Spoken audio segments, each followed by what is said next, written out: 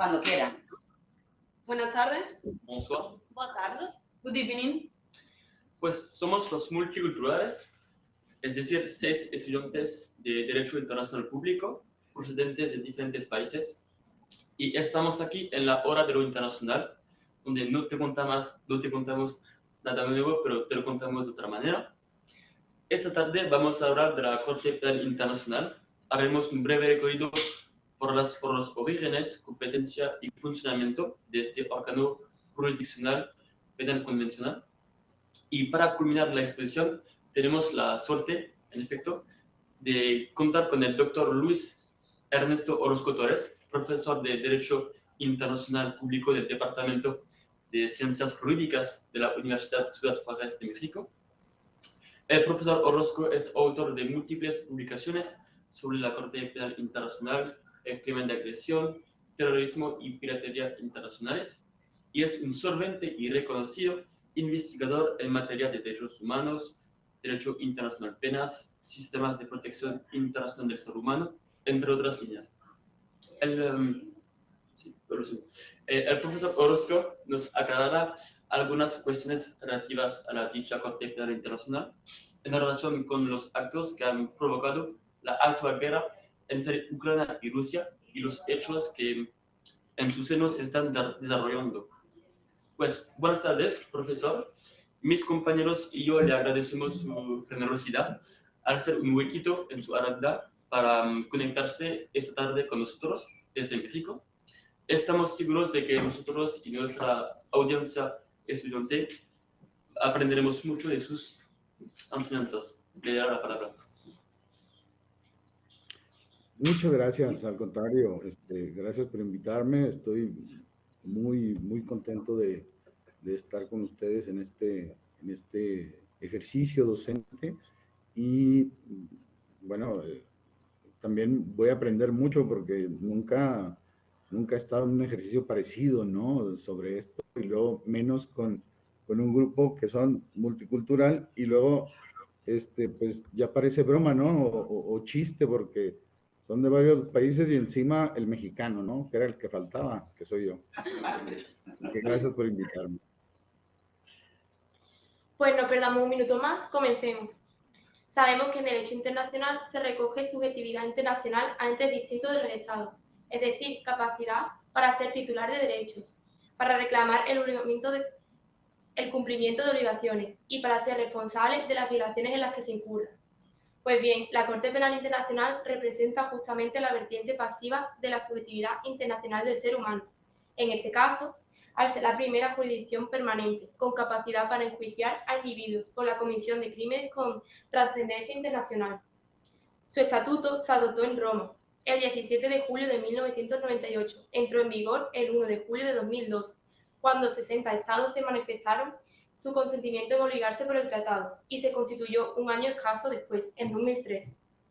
Como vemos, su existencia y jurisdicción es producto del consentimiento de los estados, y su estatuto contiene sus competencias, las reglas, procedimientos y pruebas y todas las previsiones necesarias para su funcionamiento. Y esto se refleja en su actuación, queda supeditada al previo consentimiento del Estado, donde se ha cometido el crimen objeto de enjuiciamiento o, alternativamente, a la del Estado de la nacionalidad de los imputados, es decir, el de los Estados partes en el tratado o de los que, sin ser partes, manifiesten su consentimiento expreso respecto de un caso concreto, aceptando su jurisdicción. En efecto, Maribel, se trata, no dejemos de tenerlo en cuenta, de un mecanismo convencional cuya competencia material se extiende al enjuiciamiento de los crímenes internacionales más graves, siempre que los hechos se hayan producido después de la entrada en vigor de su estatuto, a saber, la agresión, el genocidio, los crímenes de lesa humanidad, los crímenes de guerra cuando formen parte de un plan o se cometan en gran escala. Estos crímenes están tipificados en los artículos 6, 7, 8 y 8 bis del estatuto. Respecto a la agresión, si bien se preveía desde el principio, no se introdujo su definición y procedimiento hasta el año 2010,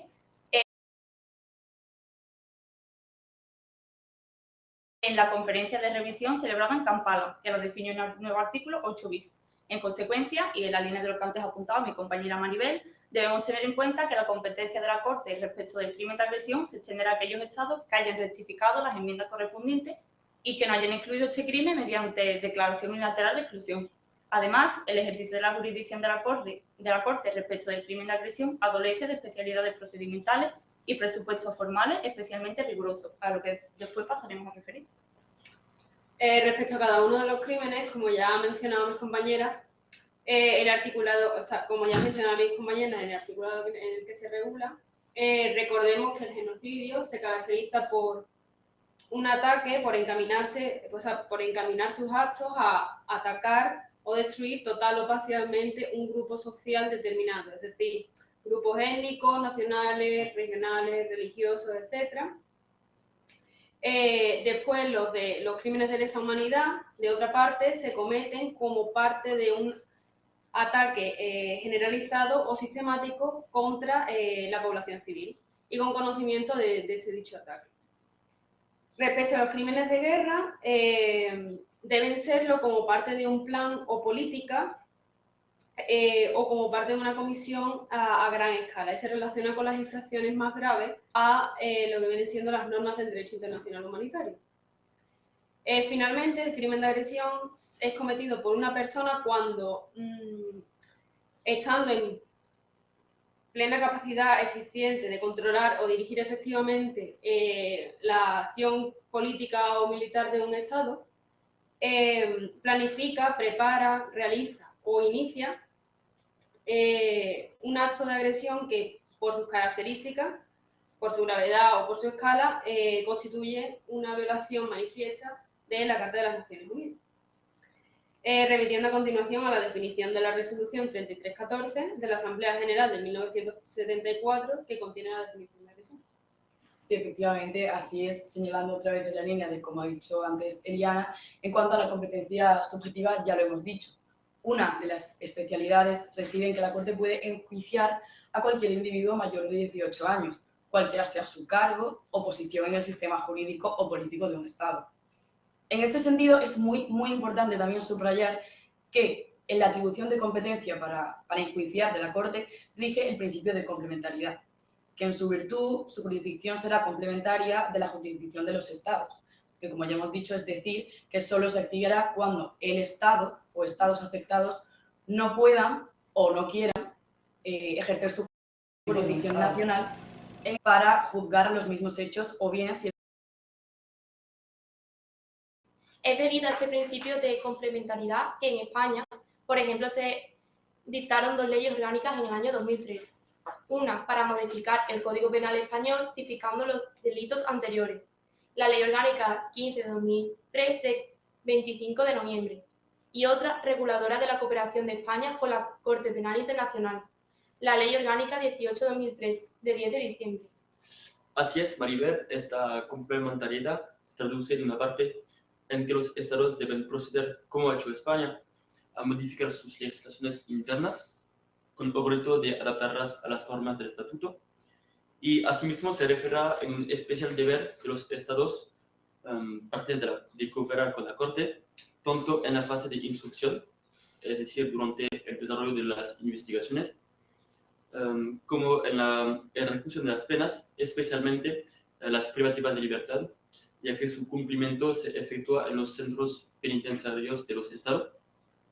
Y en el caso español, en el momento de ratificar el estatuto, en el año 2000, declaró su disposición a recibir condenados por la Corte en sus instituciones penitenciarias, aunque dicha ratificación fue complicada en cuanto a la cadena perpetua, ya que no existe en la legislación. ¿Y cómo se activa la jurisdicción de la Corte, Carlos?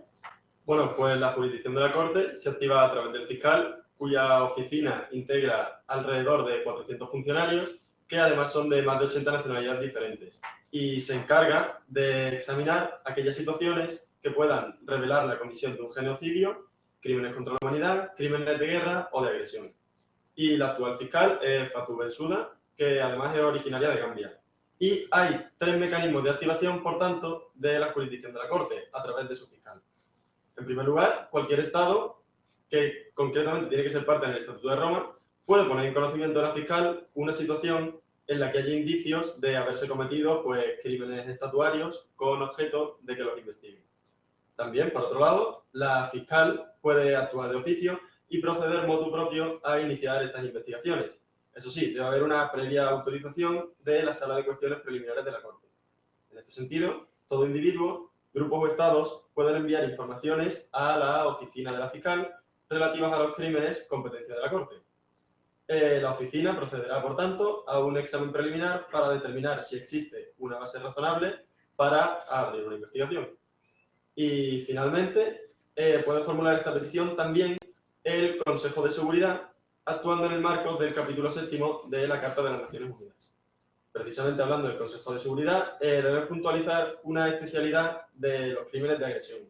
Y es que la existencia de un acto de agresión, pues, es condición, lógicamente, de un eventual enjuiciamiento del crimen de agresión. Y como muy bien nos explican nuestros compañeros en la anterior edición del Plano Internacional, que precisamente está destinada a estos actos de agresión, pues en el sistema de paz y seguridad de las Naciones Unidas corresponde al Consejo de Seguridad la determinación de su existencia. De esta manera, para que la Corte proceda por un crimen de agresión, se requiere la previa declaración del Consejo de Seguridad de la existencia de este acto. Sin embargo, y si el Consejo no se pronunciara en el plazo de 6 meses desde que la Corte le comunica su intención de proceder al enjuiciamiento de este crimen, la Corte sí que podrá ejercer su competencia sin esperar, pues, el pronunciamiento del Consejo. De acuerdo, entonces, de vuestras explicaciones y de vuestras exposiciones, entiendo que la jurisdicción de la Corte se activará resumidamente, como siempre que la oficina de la fiscal verifique, en primer lugar, que los crímenes han sido cometidos con anterioridad al 1 de julio de 2002, que es cuando entra en vigor el estatuto, y ello sin perjuicio de las especialidades referidas anteriormente respecto al crimen de agresión. Luego también deberá determinar si dichos crímenes han sido cometidos en territorio de un Estado parte o por un nacional de un Estado parte, excepto que la cuestión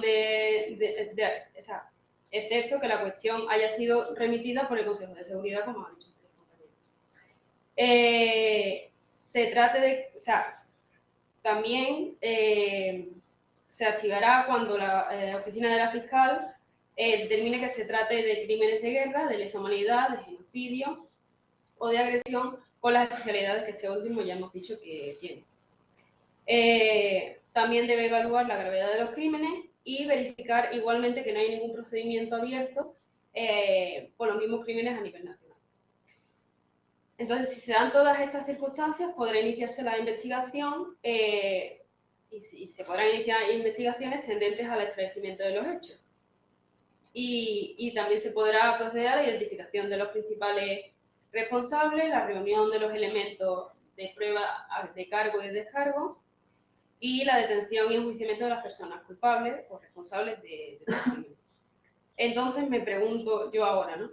¿Qué estados son parte del Estatuto de Roma? Porque al fin y al cabo esta condición va a ser esencial a la hora de valorar la efectividad y la eficacia de la propia institución. Bueno, es una buena pregunta y la verdad que mucho habéis tardado en formularla, Rebeca. Y para responderla, pues podemos decir que 123 estados son hoy día partes en el Estatuto de Roma, entre ellos 33 son africanos, 19 asiáticos, 18 de Europa Oriental, 28 de América Latina y 28 de Europa Occidental y de otras regiones. Sin embargo, sería mejor preguntar por las ausencias que por las presencias, ya que esta respuesta quizás satisfaría mejor tus inquietudes. Y es que lo más destacable son precisamente los estados que no han ratificado el Estatuto de Roma, entre ellos los Estados Unidos, Rusia, Israel, China o India. Esta cuestión precisamente ha sido objeto de diferencias entre los estados desde los trabajos preparatorios del mismo Estatuto de Roma, de manera que para algunos muy importantes, por su relevante posición en el sistema internacional, pues el resultado obtenido, es decir, el Estatuto de Roma, pues no satisfizo sus intereses, con lo que optaron pues por no ratificarlo finalmente. Tal es el caso, por ejemplo, de los Estados Unidos, uno de los casos que habíamos hablado antes, que si bien procedió el último día de apertura a la misma a los estados negociantes, es decir, el 31 de diciembre del año 2000, pues 2 años después, en mayo de 2002, comunicó al depositario del tratado, el secretario general de las Naciones Unidas, la voluntad de Estados Unidos de finalmente pues no ratificarlo.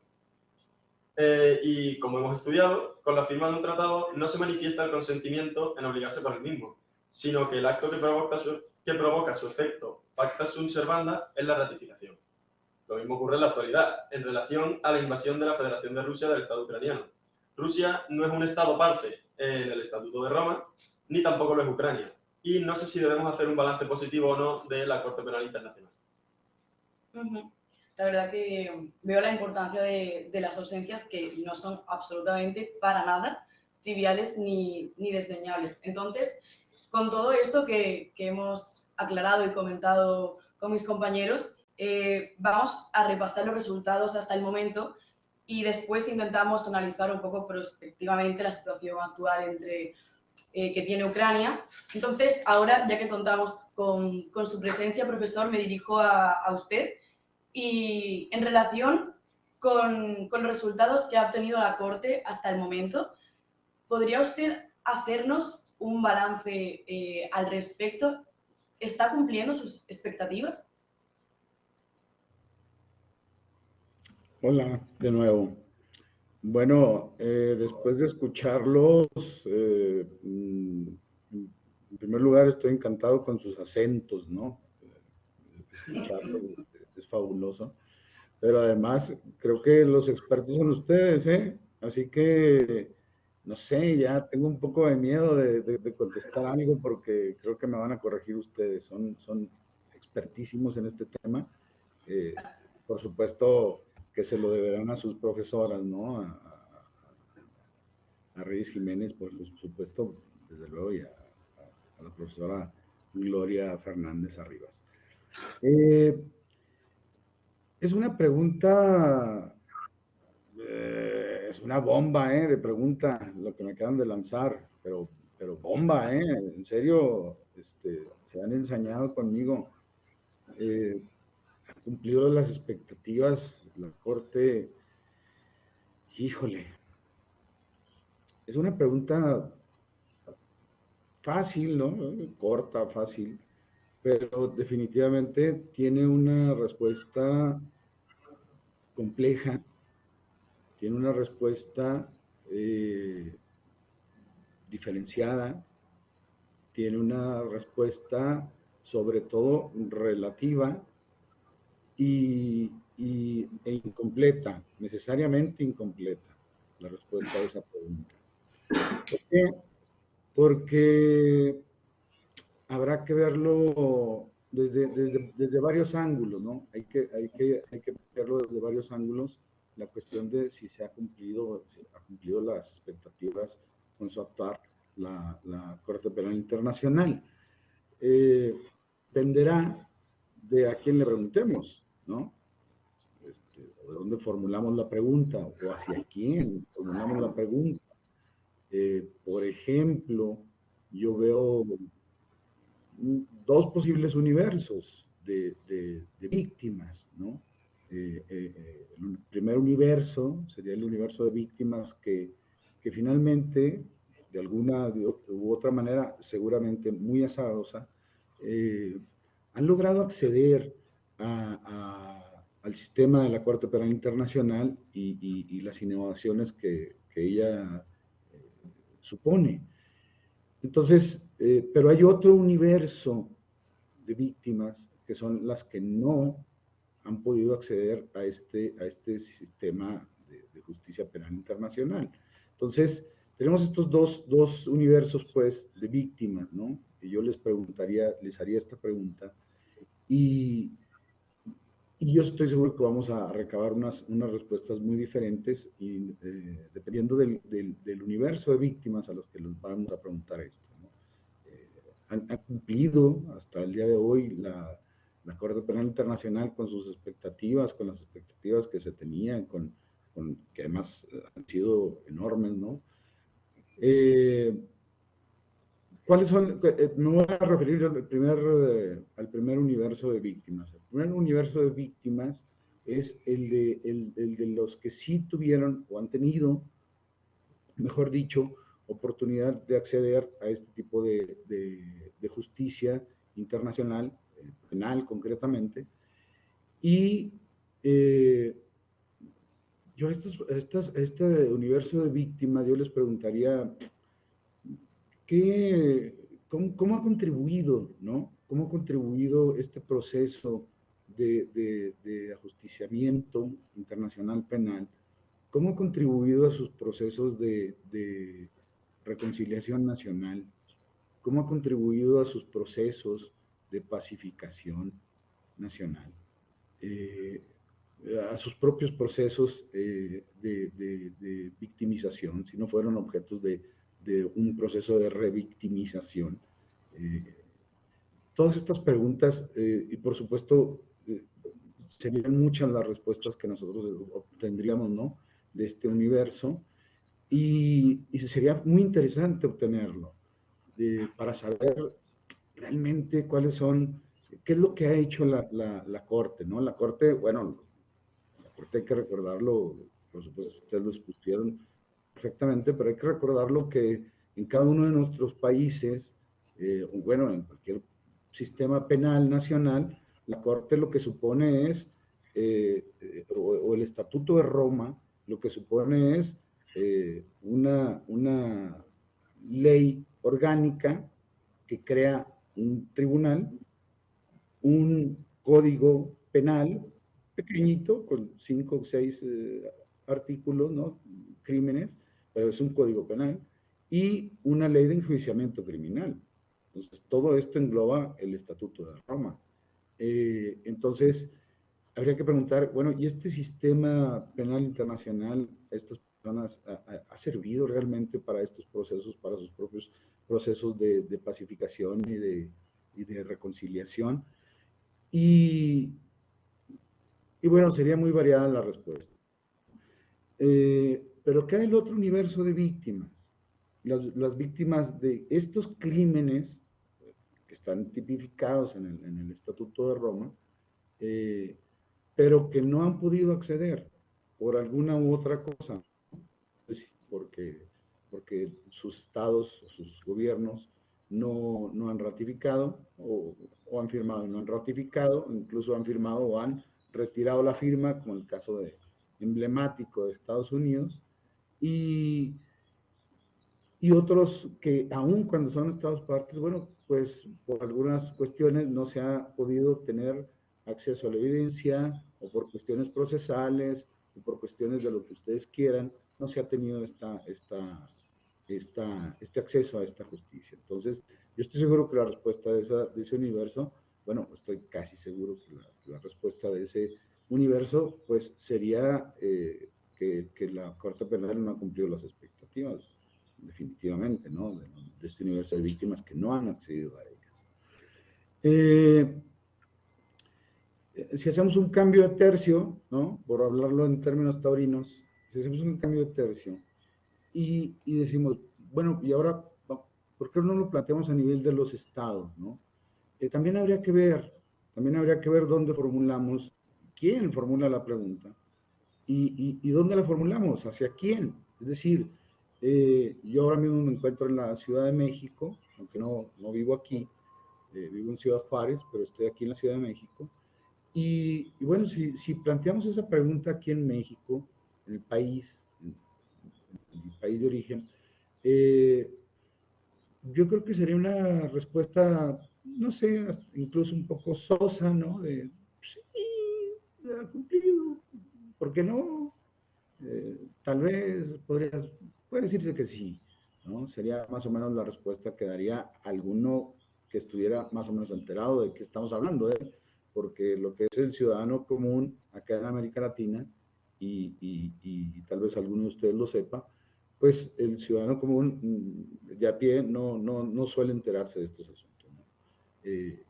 Pero claro, si esta pregunta la hacemos desde y para los países europeos, yo creo que la respuesta es distinta, es diferente. Sería, sí, ha cumplido, tenemos ya unas sentencias ahí listas, tenemos esto, aquello, así que hay gente procesada, hay 20 y tantas investigaciones, hay 30 y tantos casos. Entonces, la respuesta sería que sí ha cumplido de alguna manera con las expectativas. Ahora, viene una cuestión importante. ¿Qué creen que nos contestarían en África, ¿no? Es decir, los estados africanos. no los pueblos, no los pueblos africanos, los estados africanos. Si les preguntamos, y ya sea desde México o desde Europa o desde África misma, si les preguntamos, oiga, ¿habrá cumplido con las expectativas la Corte Penal Internacional? Yo estoy seguro, otra vez, casi seguro, que algunos estados europeos, algunos estados africanos, dirían que definitivamente no ha cumplido con las expectativas. Además, porque las expectativas, bueno, para todos, ¿no? En este caso concreto, para África, no era que la Corte Penal Internacional se convirtiera en un mecanismo internacional de neocolonialismo, ¿no? Entonces, porque así lo han manifestado algunos estados africanos, ¿no? Dicen, bueno, pues resulta que la mayoría de los casos y las investigaciones están en África, ¿no? Entonces pareciera que la Corte Penal Internacional es la Corte Penal Internacional contra África. Entonces, ¿cómo luchar contra estas visiones, no? Pues es difícil. Ahora, les voy a dar mi opinión, ¿no? Como internacionalista, mía, yo me hago responsable de ello, y pronto, porque ya me estoy pasando de tiempo. Para mí existen dos escenarios, y además son históricamente verificables. El primer escenario es, no existe, sí, no existe la Corte Penal Internacional. Segundo escenario, sí existe la Corte Penal Internacional. El primer escenario ya lo tuvimos. El segundo ya lo tenemos. Yo celebro que esté. Yo celebro que exista la Corte Penal Internacional. Ha cumplido mis expectativas. Sí las ha cumplido, aunque hay todas estas cosas que les acabo de decir, y no repetiré, por supuesto. Hay todas esas críticas que podemos hacer y muchas más, pero como jus internacionalista, la respuesta definitiva es, yo prefiero que exista a que no exista. Y como toda obra humana, pues es perfectible, definitivamente es perfectible. Y bueno, lo demuestra Kampala, ¿no? A los años los 8 años de haber entrado en vigor, se reforma y, bueno, se hacen unas enmiendas, bueno, se va perfeccionando. Y, bueno, para mí sí lo ha hecho, sí ha cumplido las expectativas mías, las que yo tenía, y bueno, es cuanto. Me hago responsable de esa opinión, por supuesto. Gracias. Muchas gracias, profesor. Y pues vemos como en todo luces y sombras en la configuración y trayectoria de la Corte hasta el momento, menos es nada. Y quizás el devenir nos augure más éxitos que fracasos en la prevención y represión de los más graves crímenes internacionales. Y hablando de devenir, vamos al caso que para la actividad, pero ya que hemos visto, sabemos que el fiscal del Tribunal Penal Internacional recientemente ha advertido de que su jurisdicción le permite indagar la comisión de cualquier acto de genocidio, crimen de lesa humanidad o de guerra que se conecta en territorio de Ucrania desde el 20 de febrero de 2014 en adelante, con base en la declaración presentada por Ucrania el 8 de septiembre de 2015 y en la que se acepta la jurisdicción de la Corte. Pues vista la situación y panorama actual y teniendo en cuenta los mecanismos de activación de la Corte, ¿qué opciones hay para que la misma conozca de los crímenes que se comentan en este conflicto y enjuicie a las personas responsables de cada uno de ellos?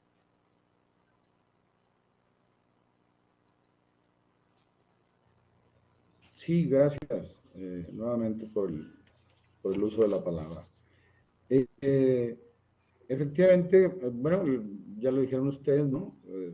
Rusia y Ucrania no son estados parte de la Corte Penal Internacional. Esa es una cuestión importante en este caso concreto, ¿no? Que es el tema que nos tiene a propios y extraños, o a tirios y a troyanos, que nos tiene captados, ¿no? La incursión y de las acciones bélicas por parte de la Federación Rusa en el territorio de Ucrania. Resulta que los estados, estos dos estados no son estados parte del Acuerdo Penal Internacional, y ya lo decían ustedes muy bien, que para que se conozca o para que la Corte Penal Internacional tenga competencia sobre los crímenes que están tipificados en el Estatuto de Roma, pues es necesario que en parte, que los estados sean parte del territorio donde se cometen, o que el nacional sea parte, o que sea enviado por el Consejo de Seguridad, ¿no? Por una resolución en el marco de sus atribuciones del Consejo de Seguridad de Naciones Unidas. Hay una situación especial, ¿no? Con este caso de Ucrania y la invasión rusa, o la incursión, que es como se ha estado manejando, incursión rusa de la Federación Rusa en Ucrania, tiene sus particularidades muy especiales, ¿no? Por ejemplo, no son estados parte, pero Ucrania ha aceptado 2 veces ya la competencia de la Corte Penal Internacional. Entonces, con estas 2 aceptaciones, como bien decían ustedes, a partir de esa fecha y hasta ahora, es decir, hasta ahora y en el futuro, proyecta en el futuro, la Corte Penal Internacional podrá conocer de los crímenes que se cometan en el territorio de Ucrania, lesa humanidad, crimen de genocidio y los crímenes de guerra, exceptuando desde luego el crimen de agresión. El crimen de agresión queda fuera completamente,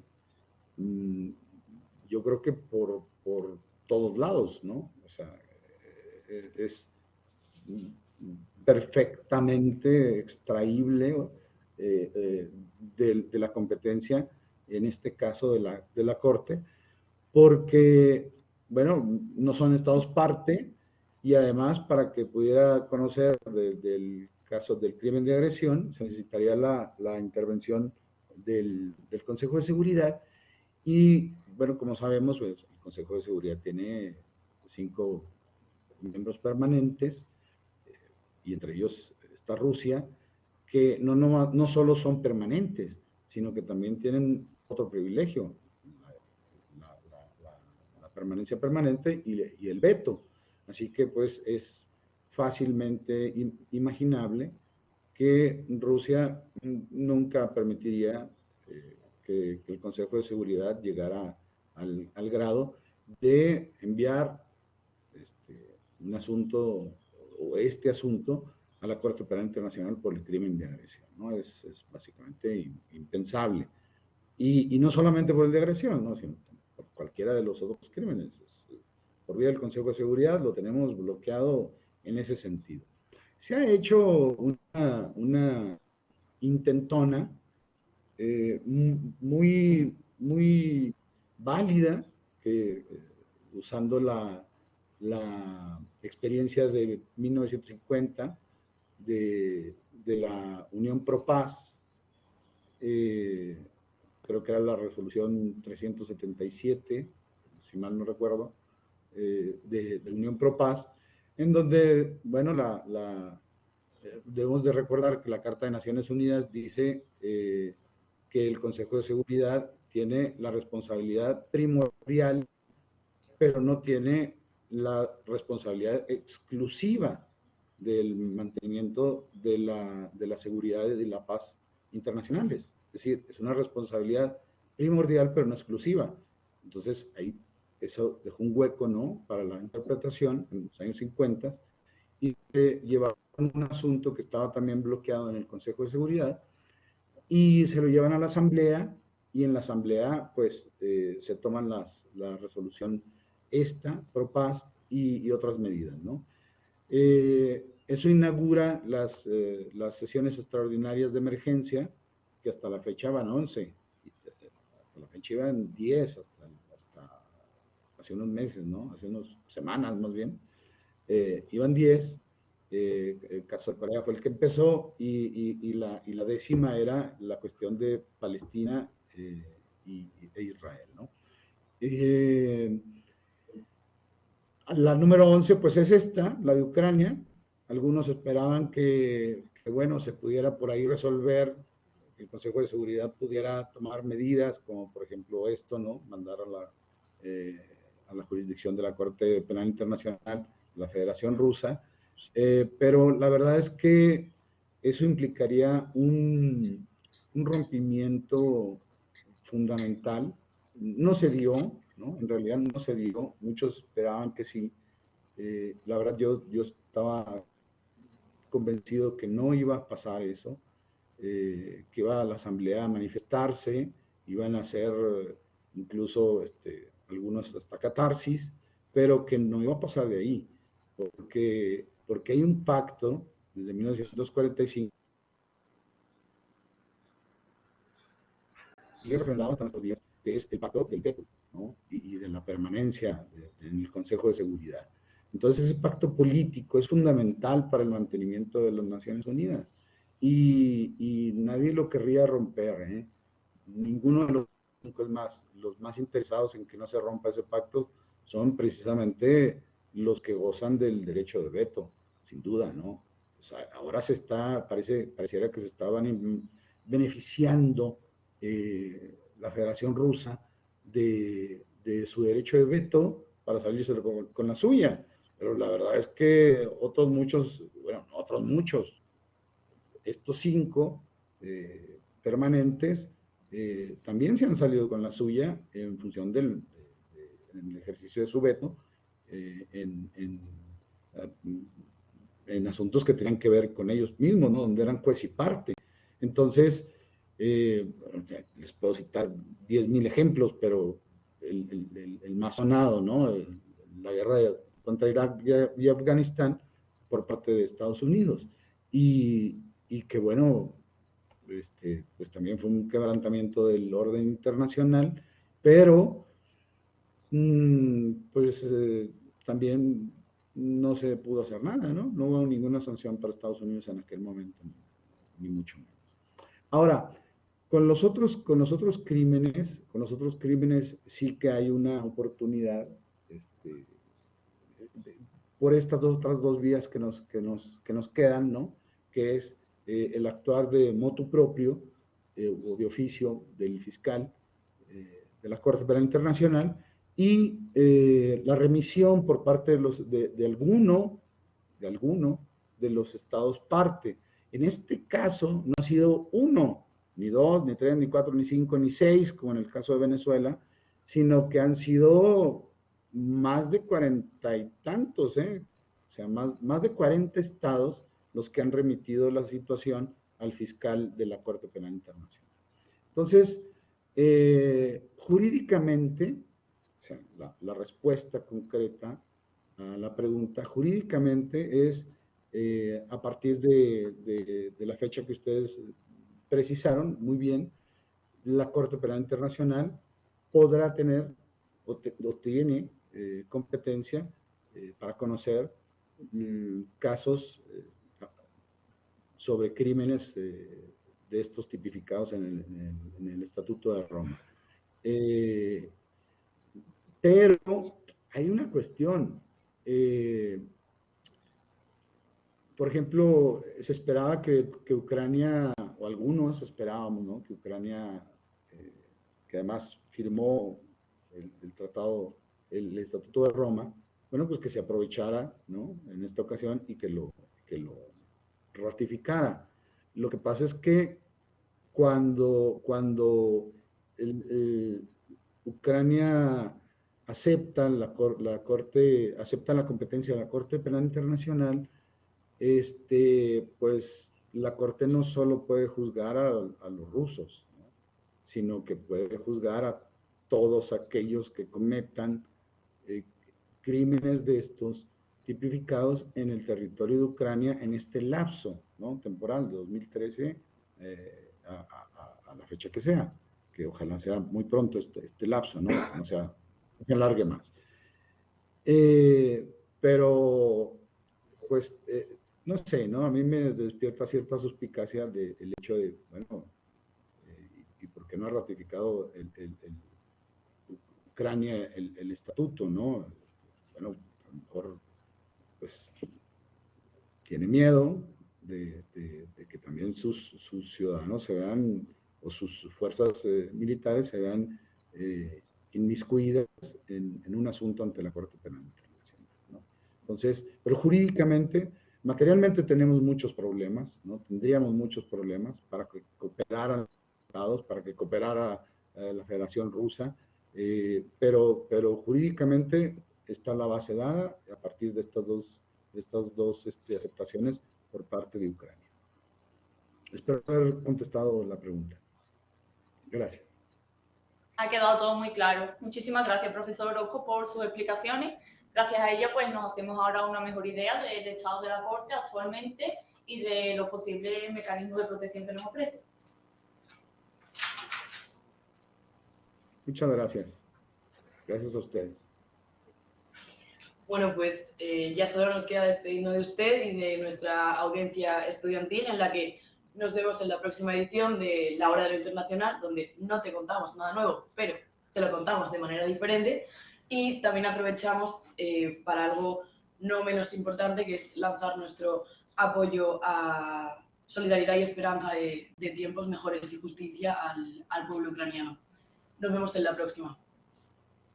Sin duda. Gracias. A ver, un momento.